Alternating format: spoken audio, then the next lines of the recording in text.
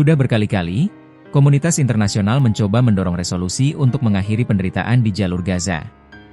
Namun, lagi-lagi, upaya tersebut terganjal oleh satu negara. Amerika Serikat kembali menggunakan hak vetonya untuk menggagalkan resolusi Dewan Keamanan PBB yang menuntut gencatan senjata segera, tanpa syarat, dan permanen di Gaza. Draft resolusi ini sebenarnya didukung oleh 14 dari 15 negara anggota DKPBB, menunjukkan dukungan yang sangat luas. Namun, dengan satu veto, semua upaya itu sia-sia. Di video ini, kita akan bedah 3 hal penting.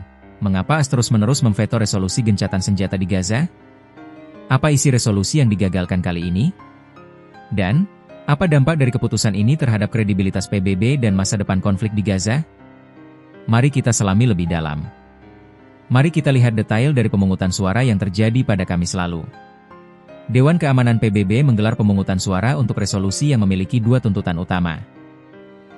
Gencatan senjata segera, tanpa syarat, dan permanen di Gaza yang dihormati oleh semua pihak. Pembebasan para sandera secepatnya dan tanpa syarat. Resolusi ini adalah upaya untuk memberikan pesan yang jelas kepada semua pihak yang terlibat dalam konflik. Namun, seperti yang sudah-sudah, AS memveto teks tersebut. Penolakan ini memicu kemarahan. Duta Besar Pakistan untuk PBB Asim Ahmad menyebut veto AS sebagai momen gelap di majelis ini. Ia menambahkan, dunia sedang menyaksikan. Tangisan anak-anak seharusnya menusuk hati kita. Komentar ini menunjukkan betapa frustrasinya negara-negara lain dengan sikap AS yang dianggap menghambat upaya kemanusiaan. Pertanyaannya adalah, mengapa AS terus-menerus memveto resolusi gencatan senjata di Gaza? Dukungan terhadap Israel. Alasan utama adalah hubungan strategis yang mendalam antara AS dan Israel. AS menganggap dirinya sebagai sekutu terdekat Israel dan seringkali menggunakan hak vetonya untuk melindungi Israel dari resolusi yang dianggap merugikan. Fokus pada gencatan senjata temporer, AS berargumen bahwa gencatan senjata permanen akan menguntungkan Hamas dan merusak upaya Israel untuk menghancurkan kelompok tersebut. AS lebih memilih gencatan senjata sementara yang memungkinkan negosiasi dan pembebasan sandera. Masalah bahasa resolusi. AS seringkali tidak setuju dengan bahasa yang digunakan dalam resolusi.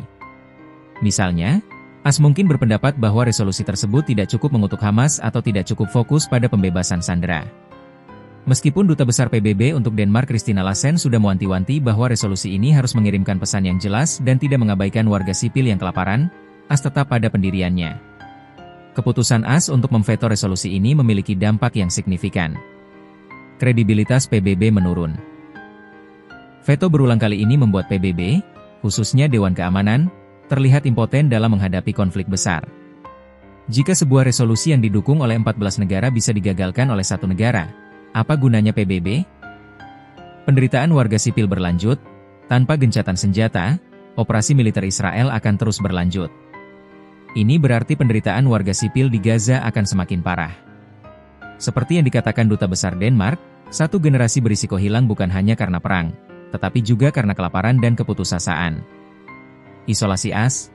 Meskipun AS memiliki sekutu, penggunaan veto yang berulang kali membuatnya terisolasi di panggung global.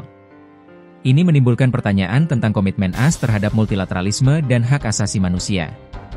Jadi, veto terbaru AS ini adalah sebuah cerminan dari kompleksitas dan kesulitan yang melingkupi konflik Israel-Palestina. Ini menunjukkan bahwa meskipun ada konsensus luas di dunia untuk menghentikan kekerasan, satu negara masih memiliki kekuatan untuk menghentikan semua upaya diplomatik. Keputusan ini juga menunjukkan bahwa strategi AS dalam konflik ini adalah untuk mendukung Israel secara penuh, bahkan jika itu berarti mengabaikan tekanan dari komunitas internasional. Ini adalah sebuah pertaruhan besar yang bisa memiliki konsekuensi jangka panjang bagi citra AS dan stabilitas di Timur Tengah. Bagaimana pendapat kalian tentang keputusan AS ini? Apakah menurut kalian ini adalah langkah yang benar, ataukah seharusnya lebih mendengarkan komunitas internasional? Bagikan pandangan kalian di kolom komentar di bawah. Dan jangan lupa, like video ini jika kalian merasa informasinya bermanfaat, subscribe ke channel kami, dan aktifkan lonceng notifikasi agar tidak ketinggalan video terbaru. Sampai jumpa!